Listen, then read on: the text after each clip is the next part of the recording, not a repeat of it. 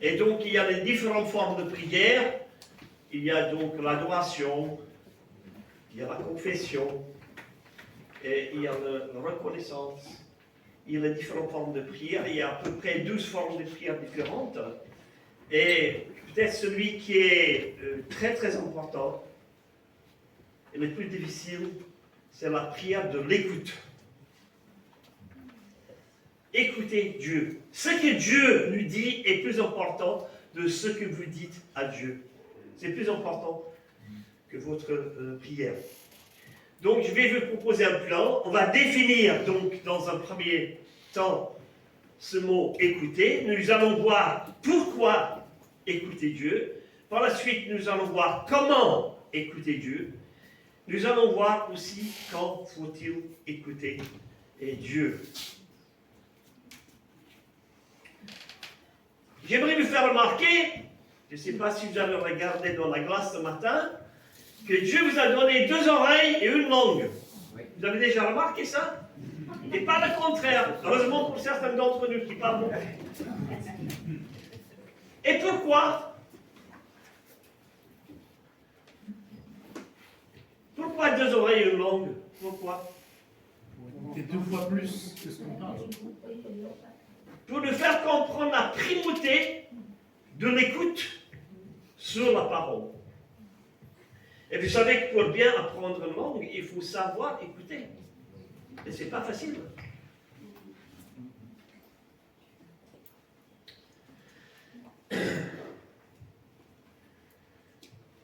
Dieu nous a donné donc 2 oreilles et une langue. Nous allons maintenant regarder la définition de ce mot. Écouter veut dire entendre sans distorsion ni confusion un message. Et je suis sûr que si je donnais une phrase à mon frère, je dis maintenant tu passes à la dame qui est derrière, tu vas faire le tour de la salle, quand ça revient vers moi, je ne vais plus reconnaître ce que j'ai dit. Hein?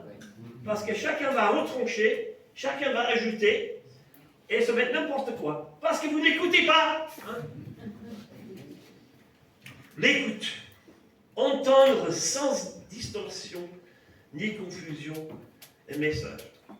Écouter par excellence le moyen d'acquérir et transmettre des connaissances depuis des siècles. Écouter pour les hommes et les femmes pendant des siècles et encore aujourd'hui. Et à un certain moment dans l'histoire, c'était le seul et unique moyen pour apprendre et transmettre des connaissances, des acquis, des savoir-faire, les lois, la culture, la musique, de génération en génération. Vous connaissez, de bouche à oreille. De bouche à l'oreille. Écoutez et parlez. Écoutez et parlez. C'est donc 2 faces d'une même pièce. On ne peut pas les séparer si nous voulons apprendre quelque chose. Il y a un proverbe indien qui dit « Écoutez, sinon votre langue vous rendra sourd. » Et souvent ma femme me dit « Est-ce que maintenant tu vas m'écouter ?» Écouter en grec veut dire obéir. Obéir. Ça c'est très intéressant. Donc, écoutez Dieu. Dieu est en train de nous parler. Il y a un médecin chrétien, j'ai lu beaucoup de ses livres, c'est un psychologue suisse, Paul Tournier, qui a écrit un livre. Il a écrit plusieurs livres et il a écrit donc Médecine de la personne, L'homme et son Dieu, et Savoir être à l'écoute. Et dans son cabinet à Genève, il invitait donc des gens qui venaient l'écouter, pour le rencontrer. Il a laissé une Bible dans la salle d'attente. Et les gens ils venaient le voir, il dit maintenant c'est votre tour. Il dit non, vous allez rester là dans la salle d'attente. Il y a une Bible là, et je vais revenir dans un quart d'heure. Servez-vous. Et puis ils sont revenus et il va le recevoir dans son cabinet. Il dit, est-ce que vous avez lu la Bible? Il dit oui. Alors qu'est-ce que Dieu est en train de vous dire? C'est fini. La consultation, c'est fini.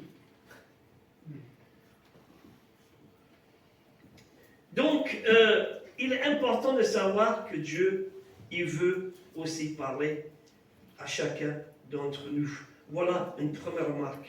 Donc, la deuxième remarque que j'aimerais faire aussi, c'est écouter, obéir, c'est écouter, c'est mettre en pratique. C'est d'abord écouter Dieu, et ce que Dieu m'a dit à travers sa parole est infiniment plus important de ce que j'ai dit à Dieu dans la prière. Donc, de l'importance, avant de prier, de prendre sa Bible, de l'ouvrir et laisser Dieu vous parler. Laissez Dieu vous parler.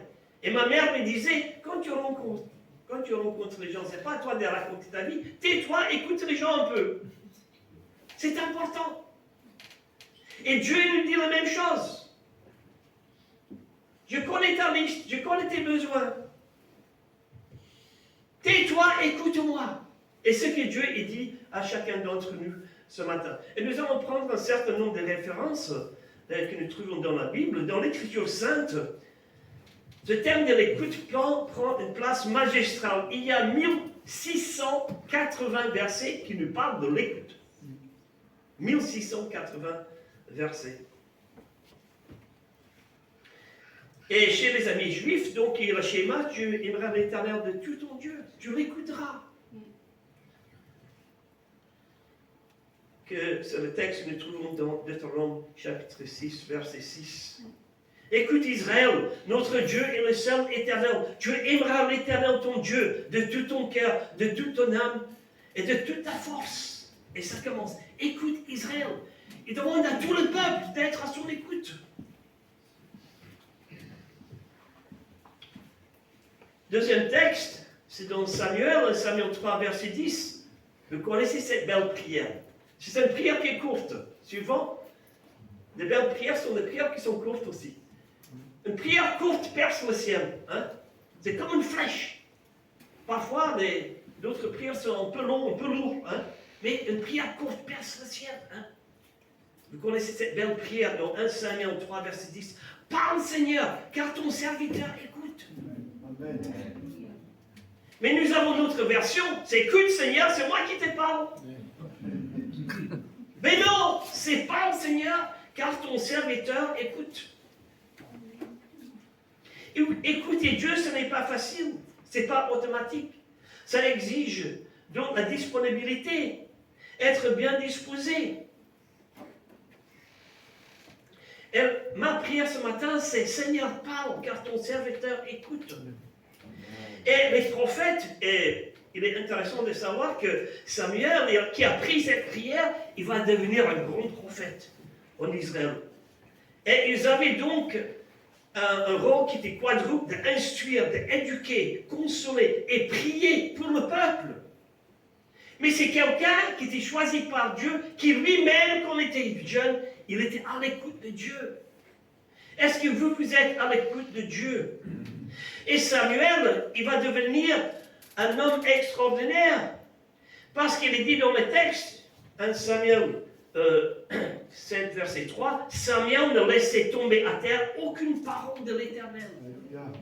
Il est dit dans ce même texte que la parole de Dieu était rare en ce temps-là. Mais Samuel était à l'écoute de Dieu. Et puis, le peuple de Dieu va s'éloigner de Dieu pendant 20 ans. Et Samuel va venir. Il sera juge en Israël. Et qu'est-ce qu'un prophète? C'est une personne qui a la bonne parole pour la bonne personne au bon moment. Il faut avoir les trois. Hein? Souvent, je disais à ma femme, quand j'étais pasteur pendant 30 ans, j'ai envie de lui dire quelque chose à cette personne. Elle dit non, c'est pas lui, c'est quelqu'un d'autre. Et puis je trouve une autre personne, je dis, je vais lui parler. Ma femme me dit, c'est pas le moment. La bonne personne au bon moment. Et puis ma femme me dit, qu'est-ce que tu vas lui dire? Il faut souvent écouter sa femme. Hein. Quelqu'un a dit, hein, écoutez ce qu'il veut dire, je vais dire une bêtise. Hein. Écouter Dieu, écouter sa femme, c'est la même chose. Mais je n'ai pas un verset biblique pour ça, mesdames. Hein. Vous êtes contents. Mais il faut aussi écouter sa femme, c'est très important. Donc, Samuel, il va devenir un prophète. Il va avoir la bonne parole pour la bonne personne au bon moment. Et nous avons aussi besoin de recevoir une parole de Dieu pour prononcer et encourager les autres. La bonne personne, la bonne parole au bon moment. Et puis, vous avez un autre texte, c'est dans Ésaïe chapitre 33, verset 13. Vous qui êtes loin, écoutez ce que je fais. Vous qui êtes près, sachez quelle est ma puissance. Cette affaire d'être à l'écoute de Dieu va jusqu'aux extrémités de la terre. Et ceux qui refusent d'être à l'écoute de Dieu, vous savez ce qui se passe? Ils vont être plongés dans l'enfer. Et même dans le milieu évangélique, on ne parle pas assez de l'enfer, c'est une réalité. Si vous n'écoutez pas Dieu, vous allez passer l'éternité dans l'enfer. Mais Dieu, il vous parle, il vous appelle, il veut vous transformer, il vous aime, c'est le message de l'évangile. Il vient vers toi maintenant. Il faut répondre ce matin. C'est un appel universel qui va jusqu'aux extrémités de la terre. Et puis, Ésaïe chapitre 50, verset 4 et 5, l'Éternel m'a éveillé chaque matin. Chaque matin, il veille mon oreille pour que j'écoute comme un disciple. Donc, il faut demander chaque jour à Dieu de nous ouvrir l'oreille. Parfois, on a un peu les oreilles bouchées. Et j'ai dû aller chez un spécialiste parce que ma femme m'a dit, tu deviens un peu sourd. J'ai 75 ans, elle dit, tu ne m'écoutes plus. Peut-être tu deviens un peu sourd. C'est peut-être aussi parce que tu ne voulais pas faire ce que m'a demandé de faire. Je suis allé voir le spécialiste, il a fait des petits tests. Il m'a donné un produit. Il dit, monsieur, ce n'est pas trop grave. Et vous savez, quand je suis sorti de chez lui, j'entendais les oiseaux. J'ai passé devant le café, j'entendais ce que les gens disaient. Les gens qui jouaient la musique. J'étais bouché. J'avais les oreilles bouchées. Seigneur, lave mes oreilles ce matin. Je veux me parler. Et puis ce que nous voyons dans le livre de Zacharie, c'est que, enfin il y a un autre texte, Isaïe 55, prêtez l'oreille, venez à moi, et votre âme vivra. C'est une question de vie et de mort, l'écoute de Dieu. Et dans le livre de Zacharie, il y a un jugement de Dieu qui vient sur le peuple qui refuse d'être à son écoute. Ils ont le cœur dur comme un dion pour ne pas écouter la voix de l'Éternel. Et puis nous avons dans le Nouveau Testament aussi le témoignage de Dieu concernant son Fils. Voici mon Fils en qui j'ai mis toute mon affection. Écoutez-le. C'est le témoignage de Dieu concernant Jésus. Et Jésus, il veut venir pour prononcer la parole de Dieu avec autorité, avec puissance. Et quand est-ce qu'il faut écouter Dieu? Eh bien, il faut écouter aujourd'hui. Aujourd'hui, si vous entendez sa voix, n'endurcissez pas votre cœur. Et cette parole-là, ce verset-là, ce n'est pas que pour les non-chrétiens, c'est aussi pour chacun d'entre nous. Aujourd'hui, si vous entendez sa voix, et je pense que Dieu, il parle ce matin à chacun d'entre nous. Et puis, pour terminer, les différents textes dans l'Apocalypse, il y en a au moins 3, que celui qui a des oreilles, vous avez des oreilles? Oui. Alors écoutez ce que l'Esprit dit aux églises. Que celui qui a des oreilles entend ce que l'Esprit dit aux églises. Chapitre 2, verset 7 de l'Apocalypse. Chapitre 2, verset 11. Chapitre 2, verset 29. Que celui qui a des oreilles écoute ce que l'Esprit dit aux églises. Il faut reconnaître que ce n'est pas facile d'écouter Dieu. Déjà, écouter les autres, ce n'est pas facile. Les autres que nous voyons, mais écouter Dieu que nous ne voyons pas, c'est encore un peu plus compliqué. C'est Paul Tourné dans un de ses livres, Médecine de la personne, il dit ceci. Il y a dans le silence meublé avec la présence et la parole de Dieu une puissance, une force qui nous aide à descendre au plus profond de nous-mêmes. Écoutez Dieu, c'est beau ça. Il y a dans le silence meublé avec la présence et la parole de Dieu une force, une puissance qui nous aide à descendre au plus profond de nous-mêmes. Il y a, et j'ajoute, il y a, et Paul Tourné qui dit aussi, il y a dans l'écoute de Dieu et de sa parole une puissance de guérison. Alléluia. Je n'ai pas besoin de dire ça aux églises ADD, quand même, vous le croyez, hein? Alléluia. Alléluia. Il y a une puissance de guérison dans l'écoute de Dieu. Alors, pourquoi écouter? Premièrement, Dieu, c'est un Dieu qui parle. Les autres dieux, ils ont des langues, mais ils ne parlent pas. Il dit dans l'option. Mais notre Dieu, c'est un Dieu qui parle. Les idoles, ils ont des oreilles, ils ont des langues, mais ils ne parlent pas. Cette parole de Dieu, elle est puissante. Il est dit dans le psaume 29, cette parole de Dieu, elle court, elle tue sa cible, elle agit. C'est une parole créatrice. La voix de l'Éternel est majestueuse. Elle brise le cèdre du Liban. Elle fait bondir les veaux. Elle fait jaillir les flammes de feu. Elle fait trembler le désert. Elle fait enfanter les biches. Cette parole de Dieu, elle est puissante.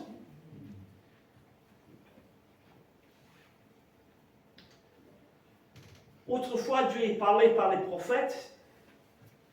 Il parlait de plusieurs manières, Hébreux, chapitre 1, verset 1. Mais aujourd'hui, Dieu, il parle par le Fils. Il faut l'écouter. Je ne sais pas si vous avez lu le livre de Billy Graham, mais moi j'ai lu le livre de la femme de Billy Graham. C'est très intéressant. C'est très intéressant d'écouter les femmes des pasteurs, savoir ce qu'elles ont à dire, n'est-ce pas, sur leur mari. Et elle raconte des anecdotes de Billy Graham. Et dans un chapitre, elle parle de l'écoute. Et un jour, elle va recevoir des visites chez elle. Et que se passe-t-il? Elle lui dit, je vais faire un petit test pour savoir si mon mari m'écoute. Elle va dans son bureau et Billy Graham a des livres partout. Il va préparer une grande campagne d'évangélisation, il va partir. Elle dit, écoute, je vais juste savoir ce qu'on pourrait faire pour le repas ce soir. On va avoir des amis qui viennent. Et je voulais demander ton avis. Il dit, écoute, chérie, moi je te fais confiance, je suis préoccupé. C'est quand même important que tu m'écoutes. Peut-être tu as des idées.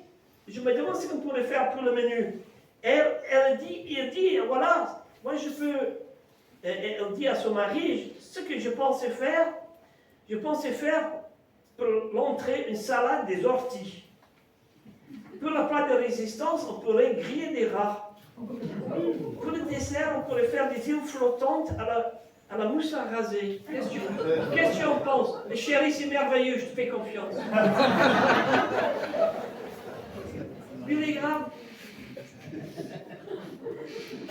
Et elle lui dit, mais qu'est-ce que tu viens de dire? Elle dit, je ne sais pas. Je ne sais pas. Elle dit, tu m'écoutes pas? Tu m'écoutes pas. Et Dieu il dit à chacun d'entre nous ce matin, écoute-moi, je veux te parler. Il faut écouter aussi pour discerner nos besoins. On a tous des besoins. Peut-être que vous avez besoin de parler avec quelqu'un, parler avec le pasteur. Peut-être que vous avez un fardeau. Peut-être que vous avez péché. Vous avez besoin de vous repentir. Vous avez besoin de dire quelque chose à quelqu'un. Vous avez besoin d'être libéré, d'être guéri. Nous avons besoin de connaître discerner nos besoins et de les dire à Dieu et peut-être aussi les dire à quelqu'un d'autre. Nous avons besoin aussi, troisièmement, d'écouter Dieu pour acquérir une puissance spirituelle. Ce qui me manque le plus, ce n'est pas des idées, ce n'est pas des projets. S'il me manque des projets, moi je peux vous donner des projets, je peux vous donner des idées. Mais ce qui me manque dans le ministère, c'est une puissance spirituelle pour que des personnes passent des ténèbres à la lumière. C'est pas vrai.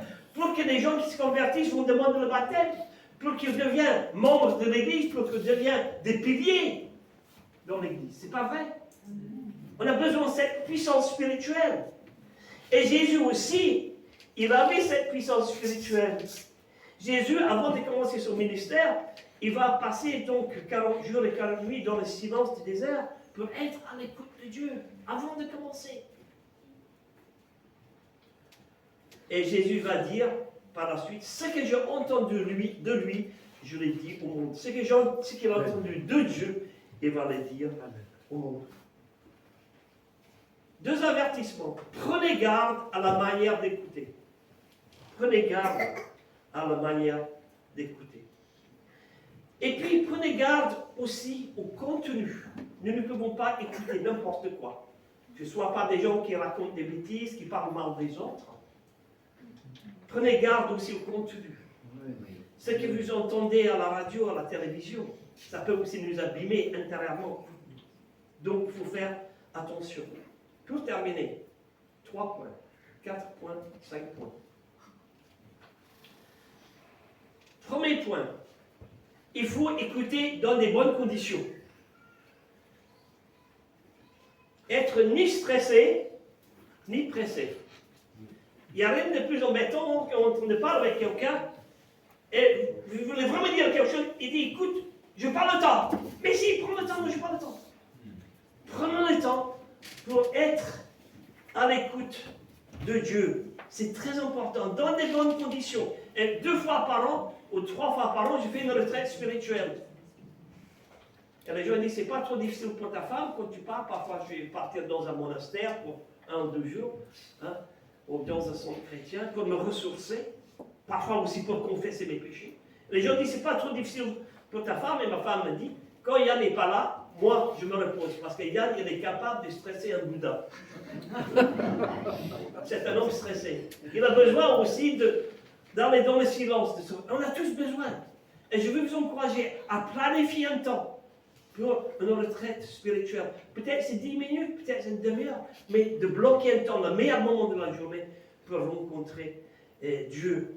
Donc, être bien disposé, dans le calme, loin de votre téléphone, de vos emails, de votre tablette, et d'être disponible comme un morceau devant le sculpteur qui est disponible pour être malléable dans les mains de Dieu, comme l'argile dans les mains des sculpteurs, malléable et souple devant et dans les mains du potier. Donc, il faut écouter dans des bonnes conditions.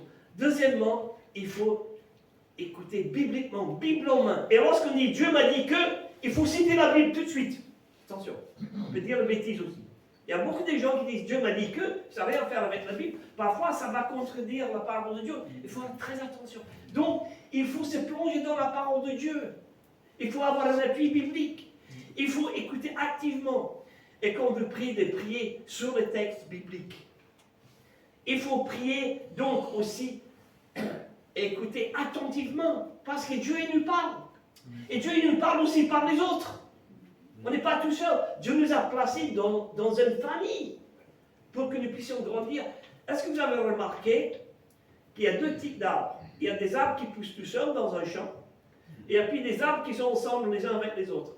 Et qu'est-ce que vous avez remarqué? Les pins, par exemple, dans une forêt, ils poussent droit. Pourquoi? Parce qu'il y a les autres à côté.